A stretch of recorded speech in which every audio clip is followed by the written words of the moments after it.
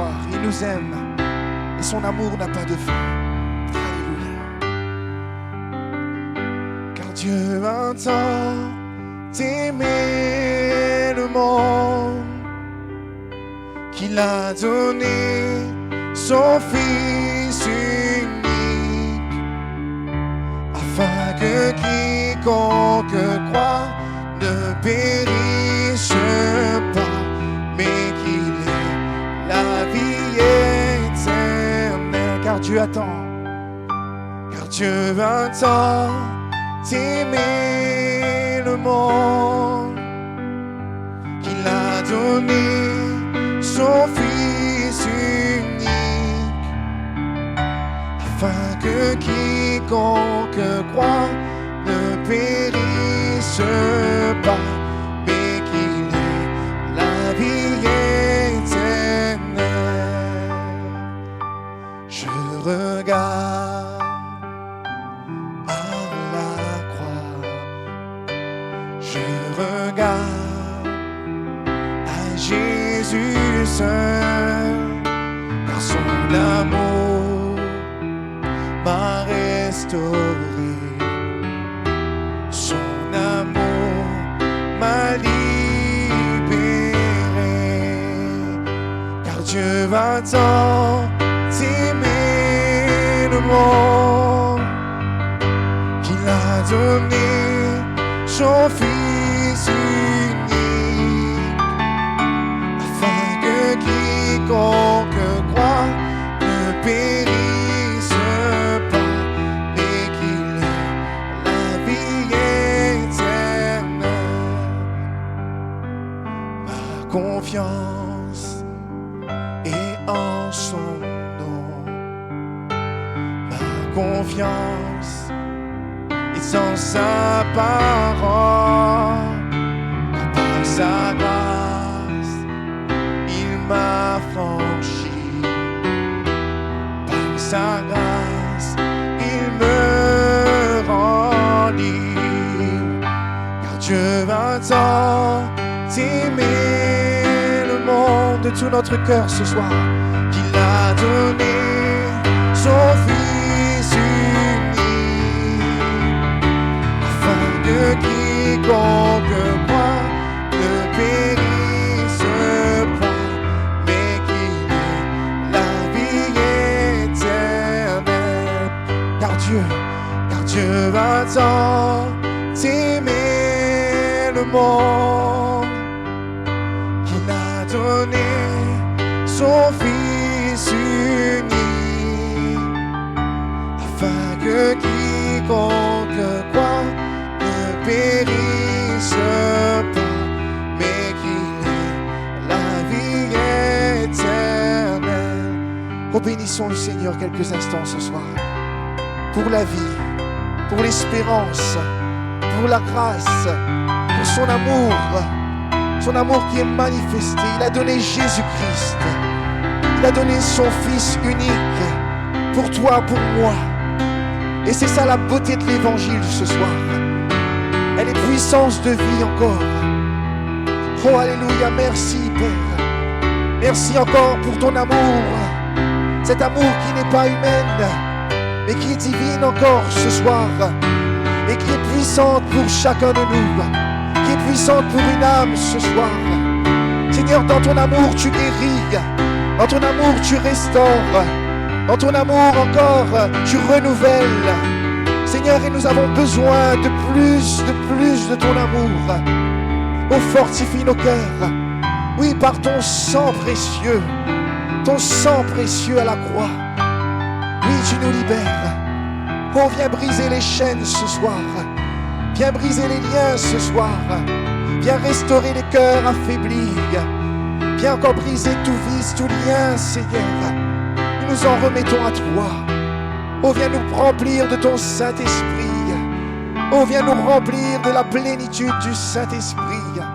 Nous voulons encore porter du fruit pour toi ce soir. Nous voulons encore porter du fruit pour toi. Et aussi porter encore la bonne nouvelle de l'Évangile. Porter dans nos cœurs aussi ta parole. Alors ce soir, fais-nous du bien.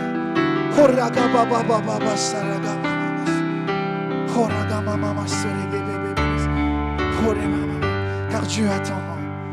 Car Dieu attend d'aimer le monde qu'il a donné.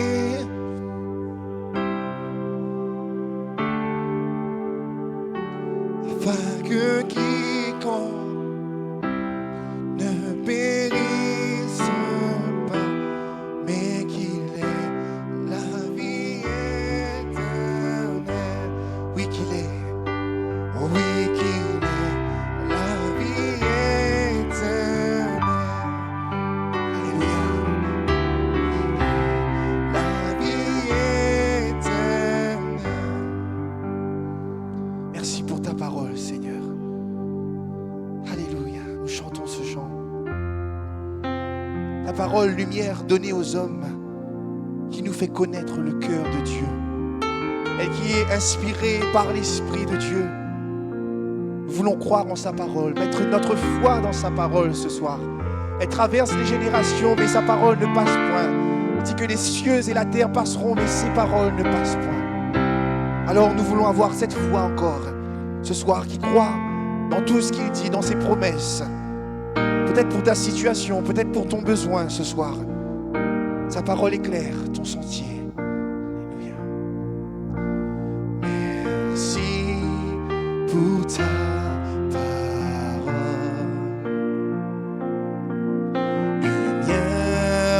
donnée aux hommes, qui nous fait connaître le cœur de Dieu. J'aime ta parole, Seigneur. Elle est la vérité sur mon sentier.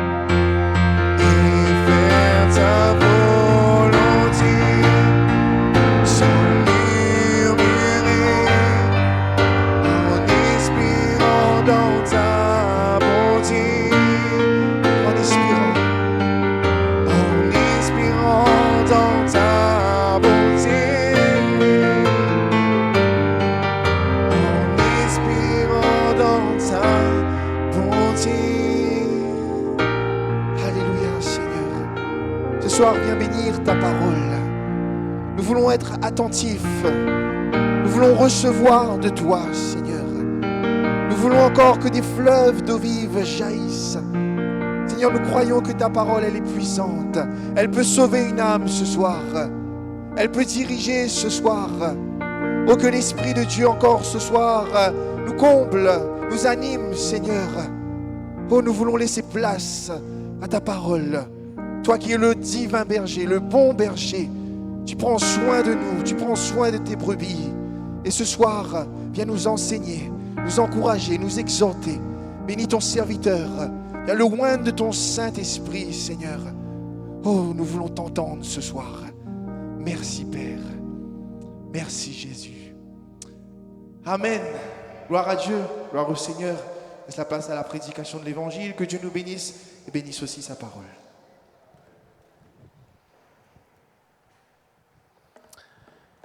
Voilà, chers frères et sœurs, chers amis, bonsoir. Une grâce de pouvoir nous réunir encore sous le regard de notre Dieu, en ouvrant sa parole qui, comme nous venons de le chanter, nous communique toute la vérité dont nous avons besoin. Nous sommes le 11 novembre. Il y a une commémoration en France pour cette date. Nous nous souvenons que 18,6 millions de personnes sont mortes durant cette première grande guerre. Il y a eu 8 millions de civils. C'est le dramatique bilan de cette première guerre qui a montré toute l'horreur du cœur de l'homme. Et nous savons que cet armistice fut signé le 11 novembre 1918 à 5h15 dans un wagon aménagé près de Retonde, dans l'Oise, près de Compiègne. Et vous savez, pendant plus de 2 ans, j'ai eu le privilège d'être le pasteur de l'Assemblée de Dieu de la Meuse. Et dans la Meuse, il y a une ville qui est devenue la capitale mondiale de la paix qu'on appelle Verdun. Et je pense que chacun de vous a certainement entendu parler de la bataille de Verdun. La bataille de Verdun, avec cette voie sacrée qui la relie à Bar-le-Duc, 60 km d'un flot non-stop, 24 heures sur 24, 7 jours sur 7, des mois durant, de taxis, de voitures, de tanks, amenant les soldats de par le monde sur ce champ de bataille. Et aujourd'hui, près de Verdun, il se trouve un ossuaire qu'on appelle l'ossuaire de Douaumont. Et pour celles et ceux qui sont un peu plus âgés que moi, vous vous souvenez certainement de la main symbolique de François Mitterrand et de Helmut Kohl en 1984 qui signait la réconciliation devant cet ossuaire de Douaumont. Lorsque vous pénétrez dans ce monument imposant, moi je l'ai visité plusieurs fois, vous êtes saisi d'effroi. Vous êtes au milieu des trous de bombes, recouverts aujourd'hui de végétation. Il y a eu environ 6 obus au mètre carré à Verdun. Et vous êtes saisi d'effroi parce qu'on vous fait la liste des milliers de soldats qui sont morts sur ce champ de bataille. Et vous pouvez, dans ce mémorial des hommes, retrouver l'extrait du livret militaire de milliers de soldats, qu'ils soient français ou allemands. Et malheureusement, quelques 300 000 soldats sont portés disparus. L'histoire ne retiendra jamais leur nom. Ils seront oubliés à jamais. Alors vous allez me dire quel est le propos vis-à-vis de l'Évangile.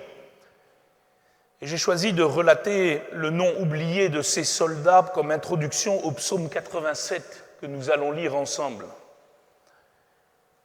Parce que si le nom de ces hommes n'a pas été retenu sur le registre de la mémoire de l'histoire, la parole de Dieu nous dit que dans le ciel sont inscrits dans le livre de vie toutes celles et tous ceux qui sont nés en Sion et qui vont faire partie des vainqueurs de la grande guerre, non pas la grande guerre terrestre, la grande guerre spirituelle, la grande guerre de cette vie, la grande guerre contre le malin et le péché.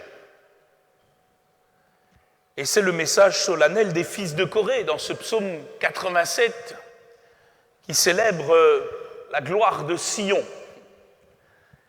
Il est dit ceci: elle est fondée sur les montagnes saintes. L'Éternel aime les portes de Sion plus que toutes les demeures de Jacob. Des choses glorieuses ont été dites sur toi, ville de Dieu. Je proclame l'Égypte et Babylone parmi ceux qui me connaissent. Voici le pays des Philistins, Tyr avec l'Éthiopie, c'est dans Sion qu'ils sont nés. Et de Sion, il est dit, tous y sont nés, et c'est le Très-Haut qui l'a fermi. L'Éternel compte en inscrivant les peuples, c'est là qu'ils sont nés. Et ceux qui chantent et ceux qui dansent s'écrient, toutes mes sources sont en toi. Amen. Alors ce psaume, il est très intéressant, il est centré sur la ville de Dieu, sur la Jérusalem d'en haut, bien entendu, sur la Sion de l'Éternel, ouverte, d'après le verset 3, à toutes les nations, même à ceux qui, pour un temps, ont fait la guerre au peuple de Dieu, puisqu'il est question de l'Égypte, de Babylone, des Philistins, de Tyr, de l'Éthiopie. Et on voit toute la grâce de Dieu sauvant des hommes, nous l'avons chanté, de toute langue, de toute race, de toute tribu, formant un peuple pour célébrer les beautés, les louanges de Dieu. Et cela avait été aussi prophétisé par Ésaïe, qui disait qu'il arrivera dans la suite des temps que la montagne de la maison de l'Éternel sera fondée sur le sommet des montagnes, qu'elle s'élèvera par-dessus les collines et que toutes les nations y afflueront. Des peuples s'y rendront en foule et diront « Venez et montons à la montagne de l'Éternel, à la maison du Dieu de Jacob, afin qu'il nous enseigne ses voies et que nous marchions dans ses sentiers. Car de Sion sortira la loi et de Jérusalem la parole de l'Éternel. » Il est question de Christ ici. Il sera juge des nations, l'arbitre d'un grand nombre de peuples. De leurs glaives, ils forgeront des oyaux et de leurs langues des serpes. Une nation ne tirera plus l'épée contre une nation et l'on n'apprendra plus la guerre. Alors cette ville de Dieu, dont sont inscrits les noms des vainqueurs, elle est décrite dans l'Apocalypse. Et si vous venez avec moi au chapitre 21 du dernier livre de la Bible, il y a la description de cette imposante Sion céleste, glorieuse, où la mort, le péché, la souffrance, le deuil ne sont plus. Présentée comme une épouse qui se prépare pour son époux, l'apôtre dira ceci au verset 11 de son Apocalypse, chapitre 21, « Son éclat était semblable à celui d'une pierre très précieuse, d'une pierre de jaspe transparente comme du cristal. » Il a une révélation de ce qui nous attend dans le ciel, de la ville céleste dans laquelle nous habiterons. Elle avait une grande et haute muraille, elle avait 12 portes, et sur les portes 12 anges et des noms inscrits. Des noms inscrits. Le nom est important dans la Bible. Des noms inscrits. Excusez-moi de le dire ainsi, mais dans le ciel, il n'y a pas de soldats inconnus. Il n'y a que des soldats connus de Jésus, faisant partie de l'armée du Seigneur, vainqueurs, connus et reconnus pour leur témoignage de Christ. Et les 10 noms inscrits, ceux des 12 tribus des fils d'Israël, à l'Orient 3 portes, au Nord 3 portes, au Midi 3 portes, à l'Occident 3 portes. Nous rappelons l'équilibre parfait de Dieu. La muraille de la ville avait 12 fondements et sur eux les 12 noms des 12 apôtres de l'agneau. Au verset 18, il continue avec cette description merveilleuse de cette ville. Il dit « La muraille était construite en jaspe et la ville était d'or pur, semblable à du verre pur. Les fondements de la muraille de la ville étaient ornés de pierres précieuses de toute espèce. Le premier fondement était de jaspe, le second de saphir, le troisième de chalcédoine, le quatrième d'émeraude, le cinquième de sardonyx, le sixième de sardoine, le septième de chrysolite, le huitième de béryl, le neuvième de topaze, le dixième de chrysoprase, le 11e d'hyacinthe, le 12e d'améthyste. Les 12 portes étaient 12 perles. Chaque porte était d'une seule perle. La place de la ville était d'or pur comme du verre transparent. Alors bien sûr, tout cela est hautement symbolique et décrivant la glorieuse céleste cité. Et il dit, et c'est là le passage le plus important, au verset 22, il ajoute « l'apôtre Jean, « Je ne vis point de temple dans la ville, car le Seigneur Dieu Tout-Puissant est son temple, ainsi que l'agneau. La ville n'a besoin ni de soleil, ni de la lune pour l'éclairer, car la gloire de Dieu l'éclaire, et l'agneau est son flambeau. Les nations marcheront à sa lumière, et les rois de la terre y apporteront leur gloire. Ses portes ne se fermeront point le jour, car il n'y aura point de nuit. On y apportera la gloire et l'honneur des nations. Mais il n'y entrera chez elle rien de souillé, ni personne qui se livre à l'abomination et au mensonge. » Dans l'Écriture, l'abomination, c'est souvent le synonyme de l'idolâtrie. « Il n'entrera que ceux qui sont écrits dans le livre de vie de l'agneau. Amen. » Voilà un texte qui est très clair, très net, très précis. La ville de Dieu, glorieuse, céleste cité, dont les fondements sont éternels, où la gloire de Dieu habite, elle n'est accessible que pour ceux dont le nom est inscrit dans le registre de vie de l'agneau. Elle n'est la demeure éternelle que de ceux dont l'identité est connue de Dieu, qui ont vaincu par le sang de l'agneau dans le grand combat de la vie, qui ont maintenu le témoignage de Jésus. Voilà l'une des grandes vérités de ce livre mystérieux de l'Apocalypse. Et pour rejoindre le message des fils de Corée dans ce psaume 87, si je veux relier ces deux textes, il faut être né en Sion pour demeurer à Sion. Il faut avoir son certificat de nouvelle naissance dans les portes de la ville sainte de Dieu pour y pénétrer.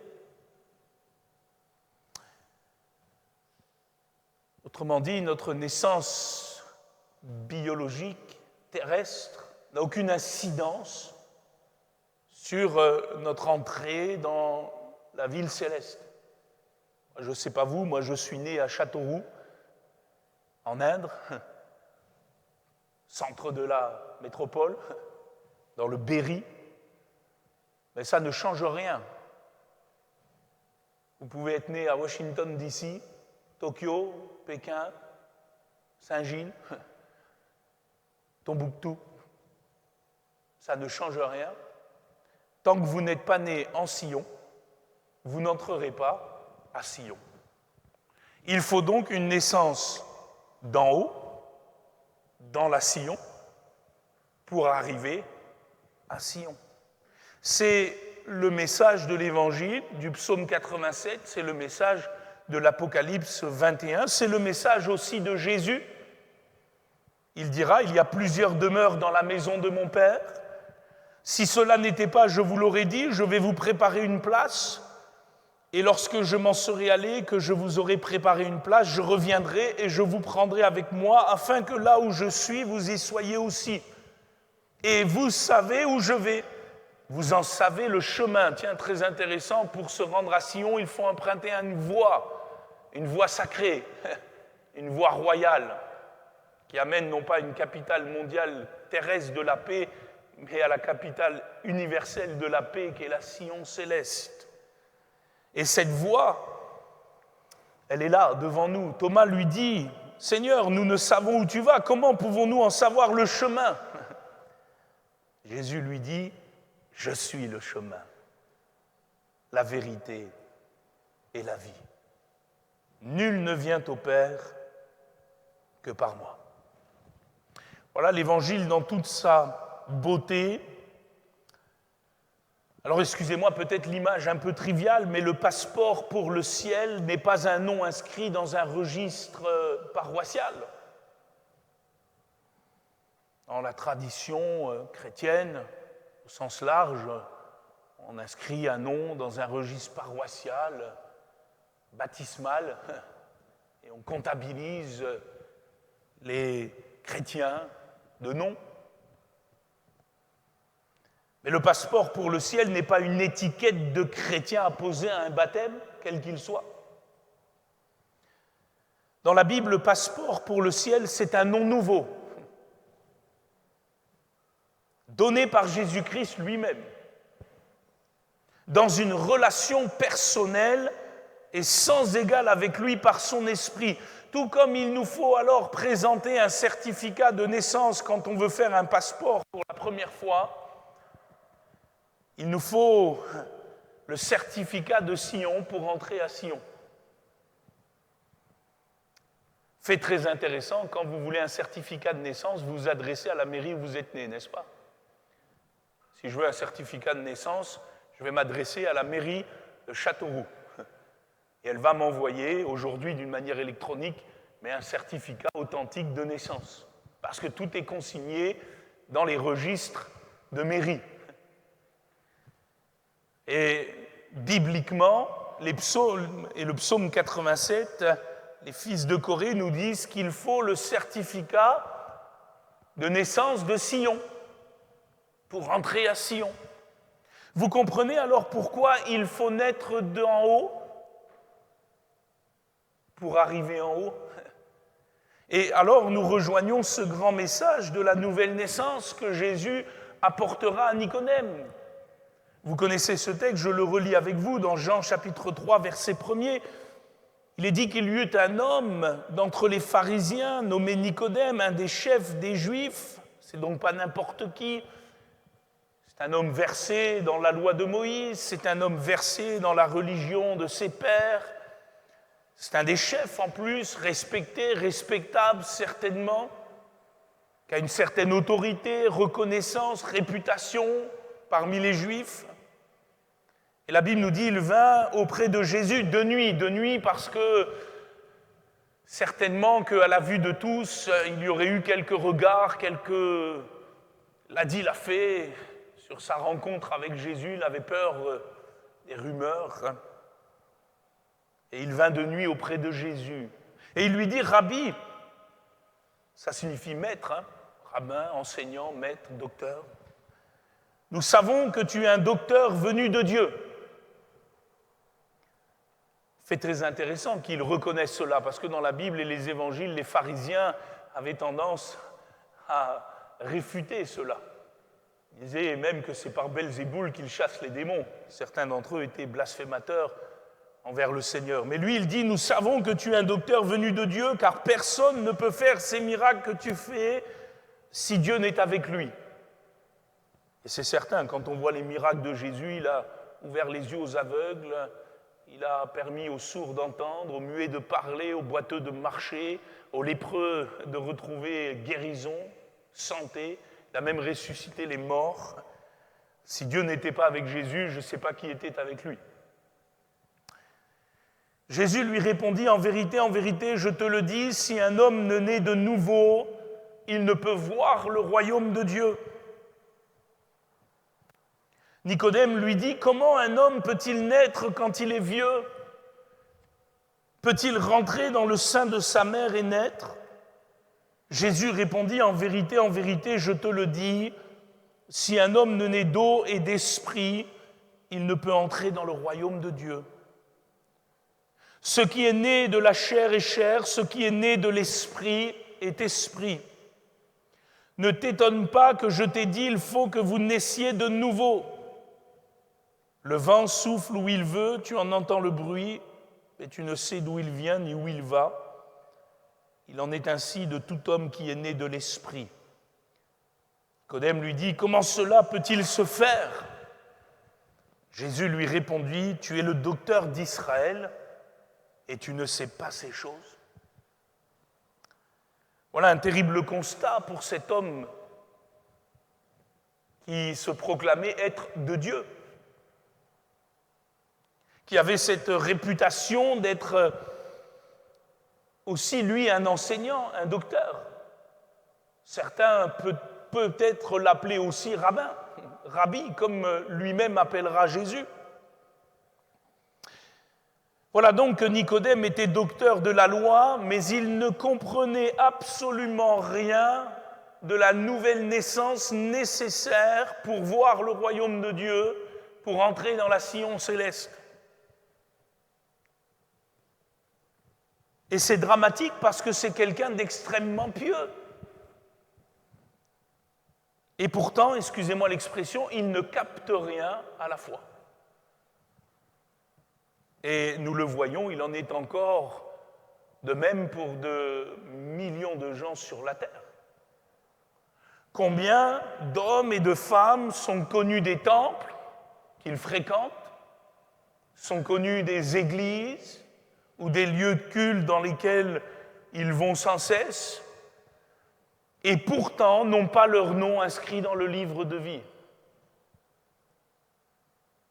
Et ce récit de Nicodème et de Jésus montre que avoir une rencontre avec Jésus n'est pas suffisant. Nicodème a rencontré Jésus, mais il lui fallait naître de nouveau. Être au contact de Christ n'est pas suffisant pour prétendre au salut. Il faut naître de nouveau.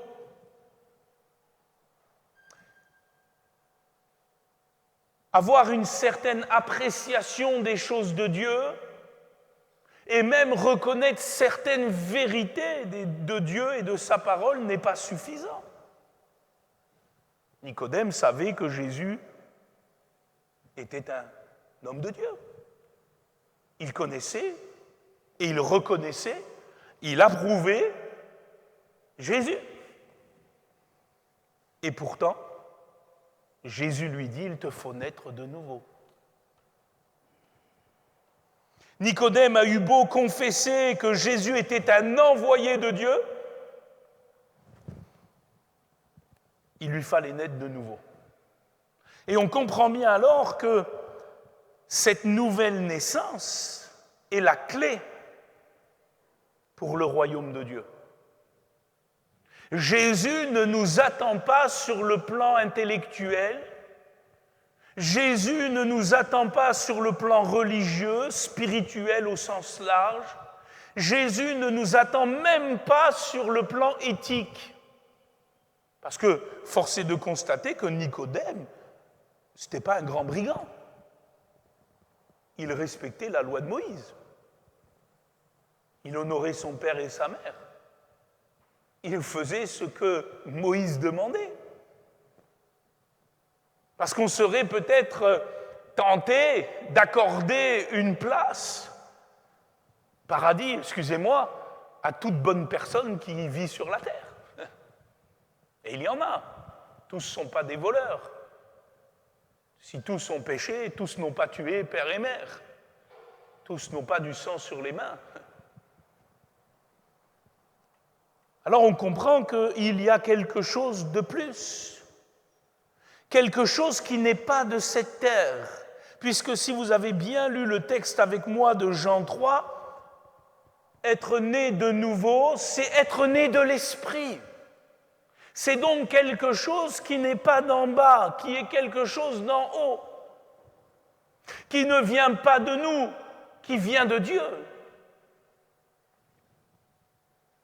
Ce n'est donc pas quelque chose qu'on peut se fabriquer. D'ailleurs, Nicodème l'a tellement bien compris qu'il essaye de comprendre comment cela peut-il se faire. Peut-il rentrer dans le sein de sa mère à nouveau pour naître de nouveau? Et Jésus lui dit, mais Nicodème, ce qui est chair est chair. Tu rentrerais 1000 fois dans le sein de ta mère, tu ressortirais 1000 fois charnel, pécheur, terrestre. Il te faut naître d'en haut, de nouveau, de l'esprit. Et notez le verbe falloir, il faut. C'est une nécessité impérative. Il n'y a pas d'accès au royaume de Dieu sans cette nouvelle naissance. C'est cette nouvelle naissance qui atteste d'un nom nouveau. Il nous faut naître de nouveau. Sans la nouvelle naissance, pas d'entrée dans le règne de Dieu. Sans la nouvelle naissance, pas d'accès à la ville de Dieu. Sans la nouvelle naissance, pas de manifestation réelle de la puissance de Dieu. La nouvelle naissance, c'est le certificat qu'on est né en Sion.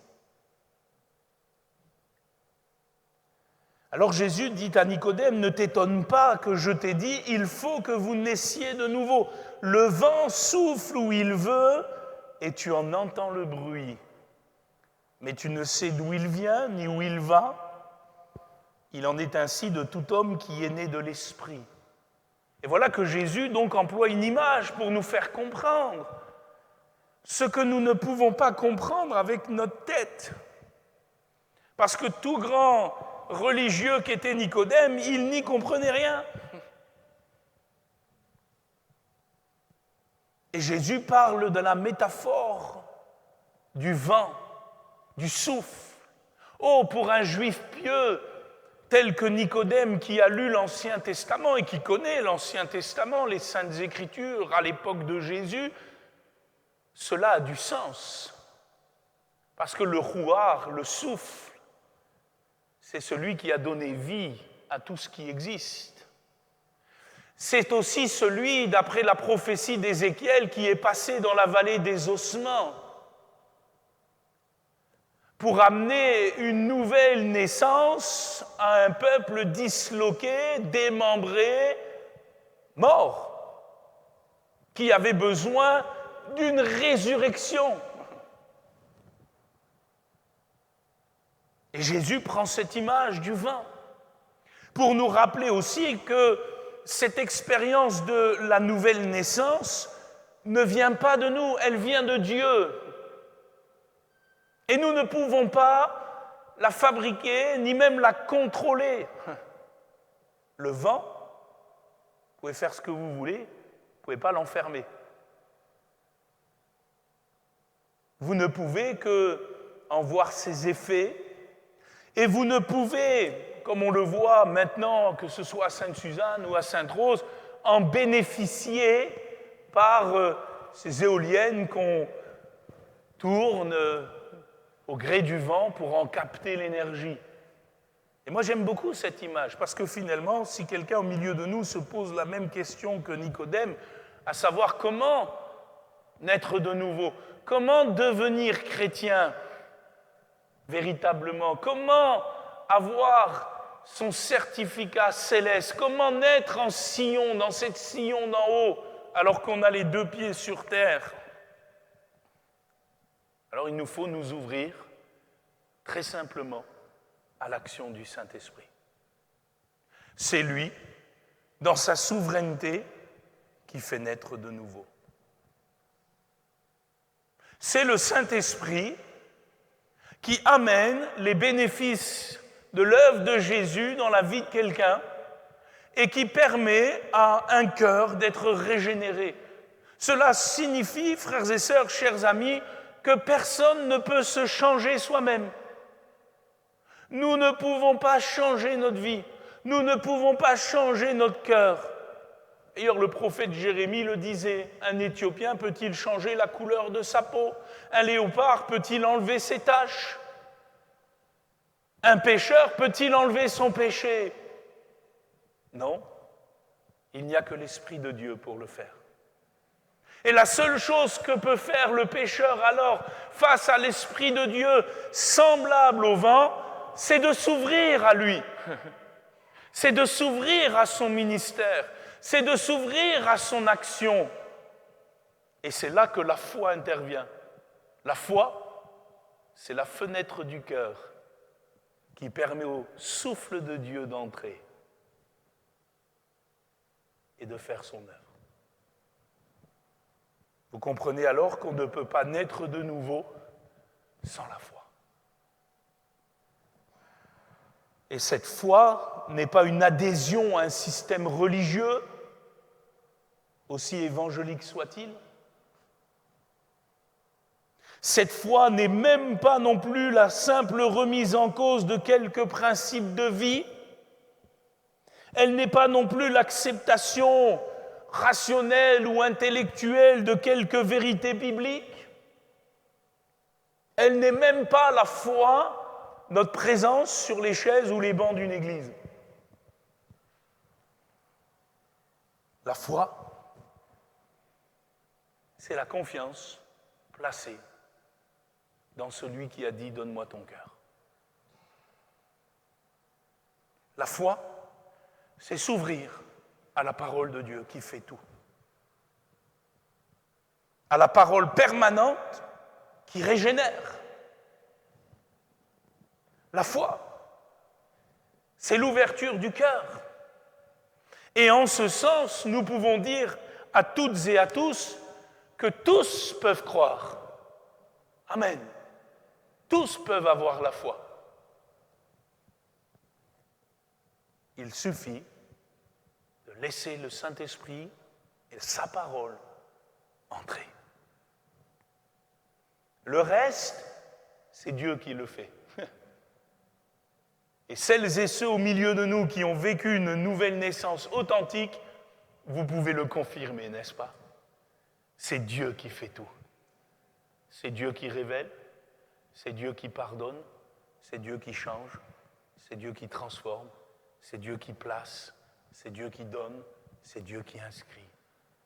Et la nouvelle naissance n'est donc alors que l'œuvre de Dieu en nous. Comment un homme peut-il naître quand il est vieux? Peut-il rentrer dans le sein de sa mère et naître? Demandera Nicodème. Oh, il avait quand même réalisé qu'il fallait une nouvelle naissance, mais il ne savait pas comment. Il avait réalisé qu'il fallait qu'il y ait quelque chose de nouveau. Et ce qui doit être nouveau, c'est la vie de l'Esprit en nous. Parce que ce qui est cher est cher. Autrement dit, notre héritage biologique ne peut pas hériter du royaume de Dieu. Quand bien même nous pourrions rentrer dans le sein de notre mère, renaître physiquement, nous naîtrions à nouveau pécheurs, marqués par le péché, la chair engendre la chair. Et la chair ne peut hériter du royaume de Dieu. Cette nouvelle naissance, c'est une naissance d'en haut, c'est une naissance de l'Esprit. Et seul le Saint-Esprit peut engendrer une nouvelle naissance marquée par la grâce et la vie d'en haut. Alors, finalement, Jésus déclare que nul ne peut prétendre entrer dans le royaume de Dieu par lui-même. Nous ne pouvons pas hériter de Dieu par le sang, par la volonté de la chair ou par la volonté de l'homme. La parole de Dieu est catégorique sur cela. Nous ne pouvons hériter de Dieu que par une œuvre miraculeuse du Saint-Esprit en nous. Une œuvre, je le répète, que nous ne pouvons pas fabriquer, ni mériter, ni acheter, mais que nous ne pouvons que recevoir par la foi. Tout comme le vent glisse entre nos doigts, lorsqu'il passe sur nous, nous ne pouvons manipuler ou contrôler le Saint-Esprit qui seul peut faire cela par son œuvre souveraine. Je le répète, la seule chose que nous pouvons faire, c'est de nous ouvrir à ses effets. Et la Bible dit que le Saint-Esprit est aujourd'hui sur la terre. Jésus a dit que lorsqu'il serait élevé, lorsqu'il remonterait vers son Père, il enverrait un autre lui-même, qui serait sur la terre, avec nous. Jésus est dans le ciel. À l'heure où nous parlons, il est à la droite de Dieu, sur le trône éternel, et il règne. Mais son esprit est ici. Son esprit est sur toute la terre, comme le prophète l'a dit. Son esprit souffle sur toute la terre. Il souffle sur tous les peuples. Il souffle sur tous les pays. Mais cela ne rend pas automatique l'acceptation nécessaire, responsable, individuelle, volontaire des hommes pour naître de nouveau. Le Saint-Esprit est capable de faire naître de nouveau le pire des pécheurs. Amen. Le pire. peut devenir un membre de Sion. Le persécuteur de Babylone, le persécuteur de Tyr, des Philistins, de Sion, nous l'avons lu, peut naître en Sion.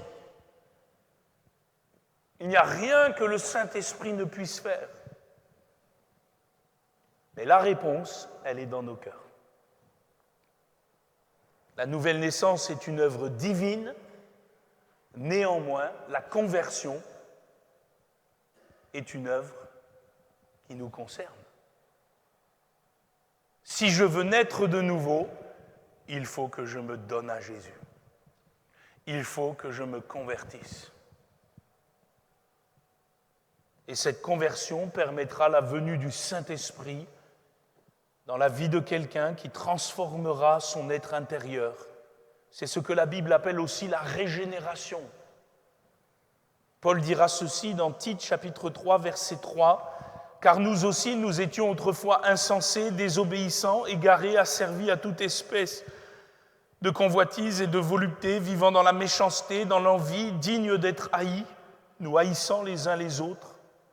Mais lorsque la bonté de Dieu, notre Sauveur, et son amour pour les hommes ont été manifestés, il nous a sauvés, non à cause des œuvres de justice que nous aurions faites, mais selon sa miséricorde, par le baptême de la régénération et le renouvellement du Saint-Esprit, qu'il a répandu sur nous avec abondance par Jésus-Christ, notre Sauveur, afin que, justifiés en sa grâce, nous devenions en espérance héritiers de la vie éternelle. Il dit par le baptême de la régénération. Ça n'a rien à voir avec le baptême d'eau, attention. Ici, le mot baptême, l'immersion. C'est un mot qui est élastique dans la Bible, le mot baptême. Vous pouvez être baptisé du Saint-Esprit. Vous êtes immergé dans la puissance du Saint-Esprit. Vous pouvez être baptisé dans l'eau, immergé dans l'eau en signe de votre acceptation publique de Jésus-Christ. Mais vous pouvez aussi être, et c'est avant tout, même d'abord, être immergé dans la régénération. Immergé dans le renouvellement du Saint-Esprit. C'est la nouvelle naissance. Autrement dit, lorsqu'un cœur s'ouvre à l'Évangile et laisse l'Esprit de Dieu entrer dans sa vie, ce dernier, le Saint-Esprit, le plonge dans une vie nouvelle. Excusez-moi de le dire ainsi, mais quand vous naissez de nouveau, tout en ayant les deux pieds sur terre, vous naissez dans la maternité de Sion. Vous naissez d'en haut. Et votre nom est alors inscrit dans le livre de vie. Alors vous allez me dire, mais cette nouvelle naissance, qu'apporte-t-elle de plus? Et je terminerai par là. Elle vous apporte déjà le droit d'entrer dans la ville de Dieu. Et c'est pas rien. Parce que lorsque demain vous fermerez les yeux ici-bas, si vous êtes né en Sion, vous arriverez à Sion et vous verrez le roi. Mais il y a plus. Jean dira qu'à tous ceux qui l'ont reçu, à ceux qui croient en son nom, elle a donné le pouvoir de devenir enfants de Dieu. La nouvelle naissance nous permet légalement et officiellement de devenir enfants de Dieu. Nous avons des droits spirituels qui s'ajoutent à notre nouvelle naissance. J'ai le droit à la bénédiction de Dieu. J'ai le droit à l'exaucement à mes prières parce que je suis né en Jésus. J'ai le droit à la paix de Dieu qui surpasse toute intelligence. J'ai le droit à sa grâce. Amen. J'ai des droits inaliénables, éternels, glorieux. Cette nouvelle naissance produit un vrai enfant de Dieu. Elle change notre statut spirituel. De condamnés, nous devenons justifiés. D'enfants de colère, nous devenons enfants de lumière. Celui qui est en Christ, il est une nouvelle créature. Alléluia. Les choses anciennes ne sont plus. Les choses anciennes ne sont plus. Mon père, il avait l'habitude de compter, quand on lui demandait quel âge il avait, donnait toujours son âge en fonction de sa nouvelle naissance. Alors à la fin, c'était un peu problématique, parce que, je donne un exemple, quand on lui disait quel âge vous aviez, il avait la soixantaine, il dit ben non, j'en ai 40 et quelques. Les gens étaient tout blancs. Parce qu'il disait toujours, l'ancien Guy, il est mort le 12 février 1972. Et le nouveau Guy, il est né ce jour-là. C'est la nouvelle naissance. Elle nous donne une paix que le monde ne connaît pas.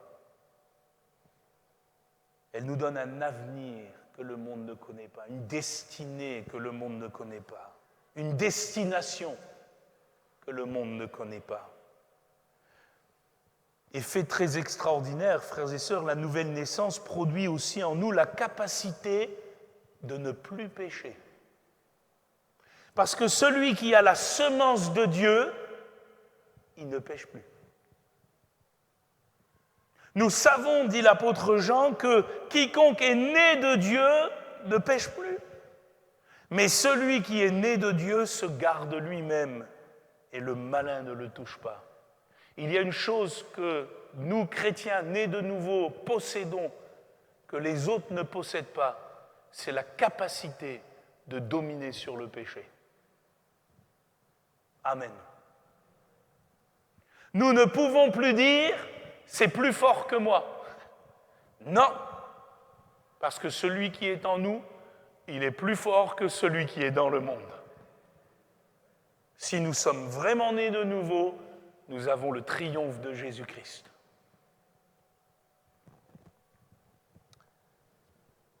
Nous comprenons aussi, frères et sœurs, nous qui sommes parents, que nos enfants ont besoin plus que de naître dans un foyer chrétien, plus que de naître dans une salle appelée Assemblée de Dieu, ils ont aussi besoin de naître de nouveau.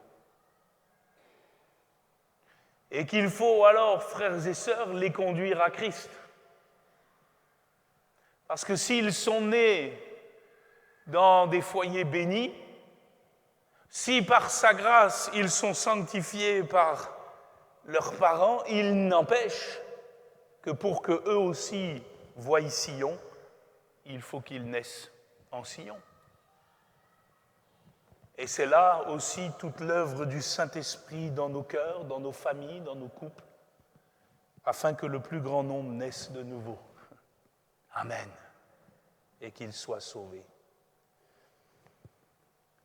En ce jour férié du 11 novembre, quoi de plus glorieux que de nous rappeler que notre nom est connu de Dieu. Oh, je le répète, dans l'armée de Dieu, il n'y a pas de soldats inconnus. Ils sont tous nés en Sion, ceux qui font partie de Sion. Et ils sont tous dans le registre de l'agneau. Ils seront tous appelés par leur nom nouveau pour entrer dans la gloire. Et leur identité sera connue à jamais du roi des rois. Frères et sœurs, quoi de plus glorieux que de nous rappeler que si nous sommes nés en Sion, alors nous sommes déjà vainqueurs sur la mort, sur le péché et sur le diable. Et bientôt, Jésus écrasera Satan sous nos pieds. Nous serons pour toujours avec lui. Quoi de plus glorieux que de nous rappeler que si nous sommes nés en Sion, nous avons droit à l'arbre de vie. Et quoi de plus glorieux que d'appeler celles et ceux qui ne sont pas encore nés en Sion à s'ouvrir au ministère du Saint-Esprit. Que des nouvelles naissances s'opèrent au milieu de nous dans la maternité de l'Église. Que des hommes, des femmes, des jeunes et des moins jeunes de toutes conditions obtiennent leur certificat de nouvelle naissance dans l'Esprit. C'est alors, et seulement alors, d'après le psaume 87, verset 7, le dernier verset de notre psaume, que nous pourrons chanter et danser en disant « Toutes nos sources sont en toi ».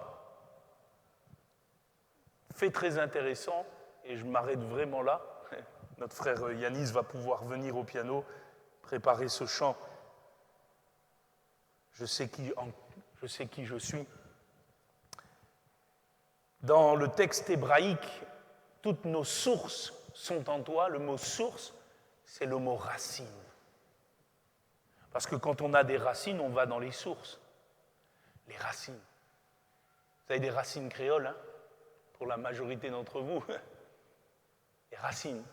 Ça nous dit quelque chose, les racines, n'est-ce pas? C'est d'où on vient. Ceux qui sont nés de nouveau peuvent dire « J'ai des racines dans le ciel.